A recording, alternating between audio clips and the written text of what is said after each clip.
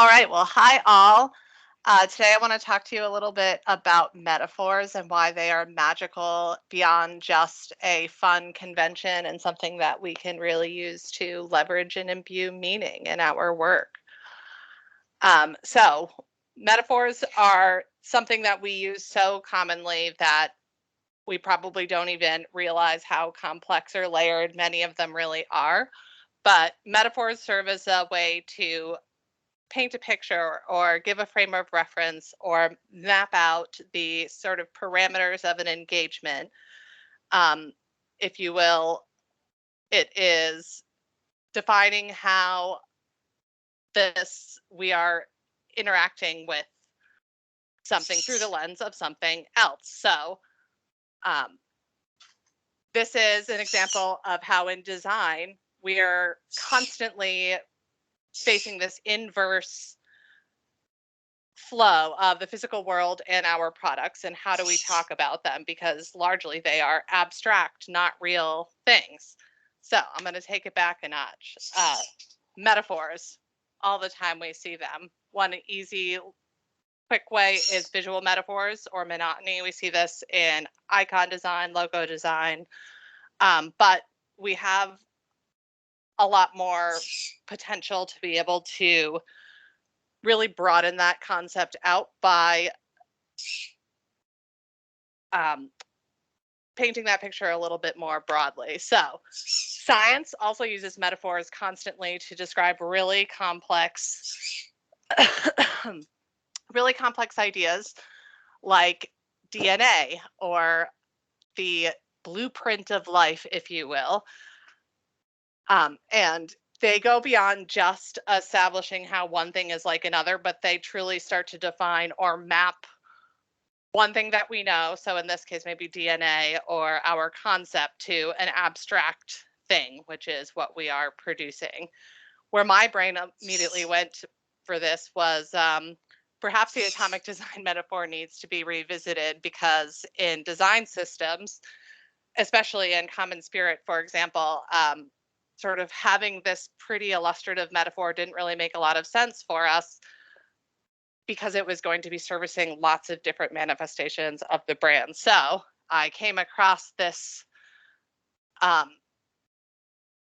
great alignment of science and design in context of this that sort of brought me to, okay, design tokens, which was really the metaphor we were using in the Common Spirit design system work, which was basically this item is this. So this primary color, this orange, is this DNA element, this GATCA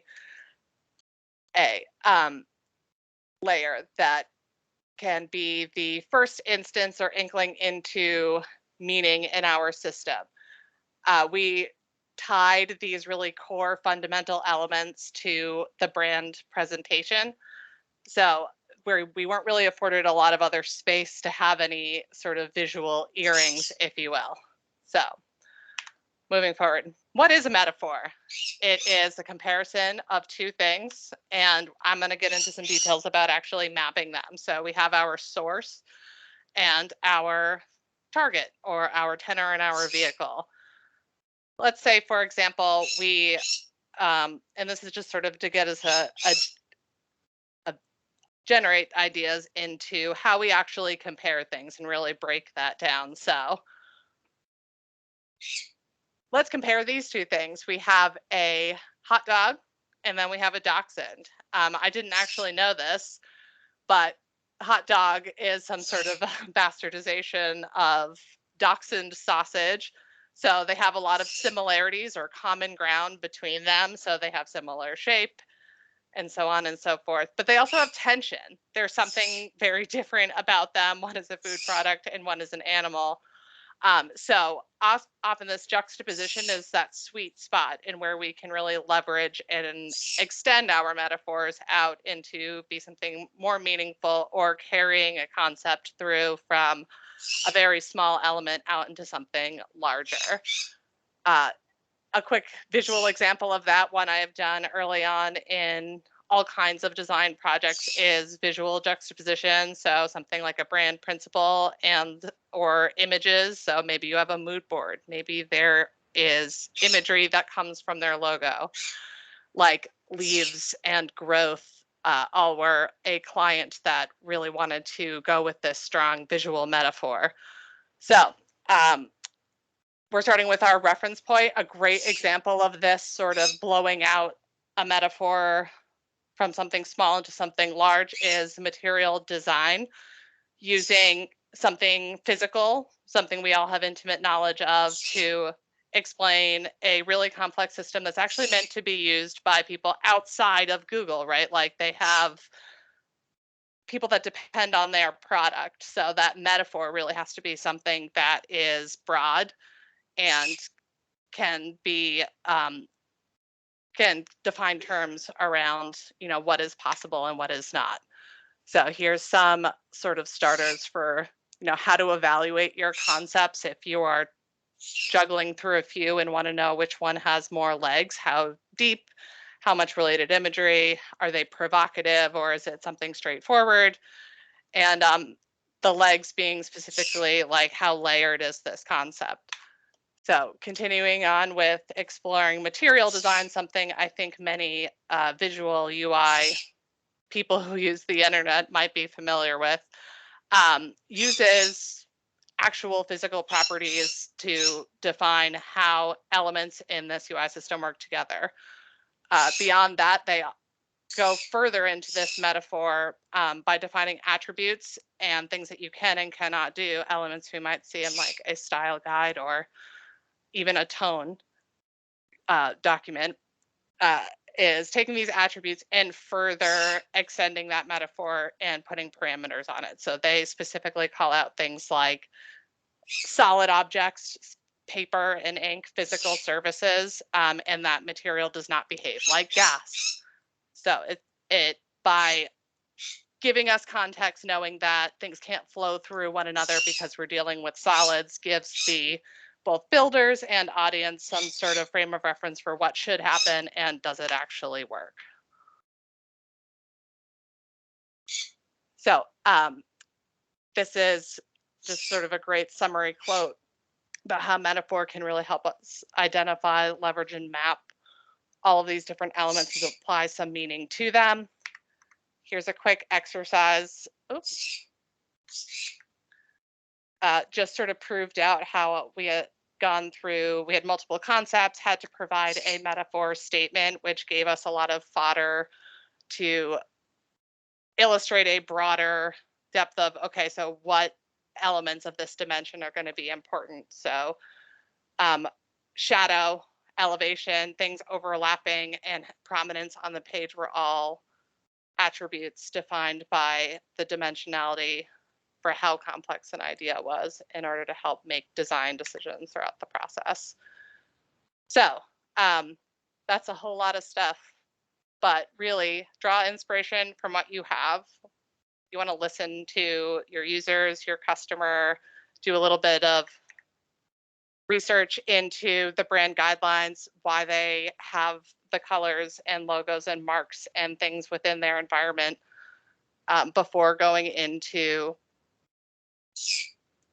you know, too off the rails. Try to find elements that complement one another and have a great depth for you to play and explore in. Do I have any questions?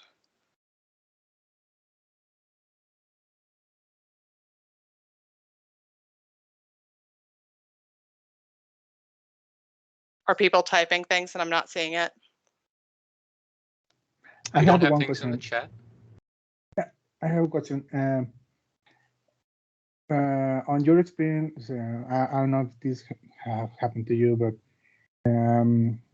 what are your thoughts on if you have assets or maybe like a brand guide for your client, but you don't really relate it to that, meaning that maybe the brand book is not updated, or maybe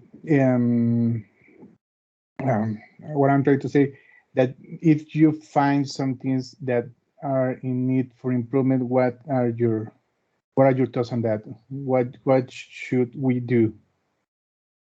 And I'm going to wager a guess that maybe one of those things that might need improvement are things that are, say, like accessibility standards and their colors don't meet it or something, which is a super common scenario we run into, or at least that I've run into.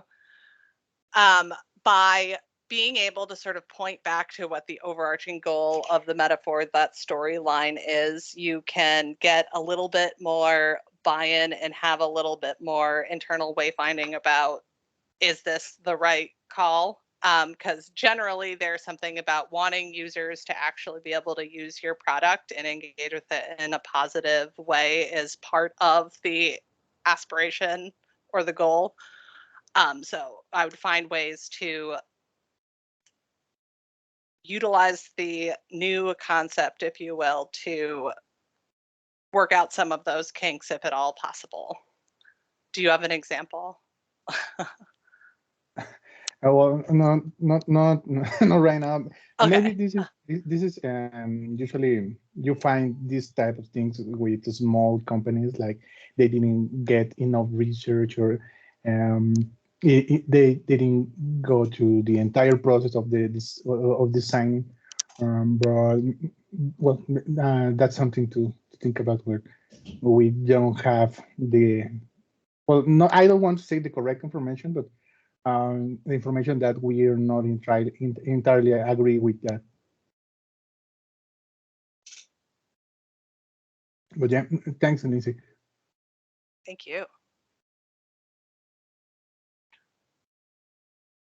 I had one other or I have several other slides, but it's because I put way too many things in here. Oops. Where'd my screen go? We're seeing your document in a non-presentation mode. Oh, there. Teams like hid my everything from me. But really, so here might be a way to sort of backtrack and work in metaphors into some decision making if things aren't quite going awry. So paying some attention to whether their semantic messaging or concept or metaphor have broken down. So like the EpiPen is a great example of this. It's something physical, but I'm not even sure what the digital implications for broken metaphors are, if they've even been identified. But the EpiPen, not like a typical pen, though it takes a lot of the qualities, the visual qualities of a pen. And because of this, there were like 15,000 unintentional injections over just over 10 years. And that is just, they did things like add labels and try to put Band-Aids and stopgaps to remedy this. But at some point, you just have to just toss it out and maybe start with something that isn't built off of a broken metaphor to start with.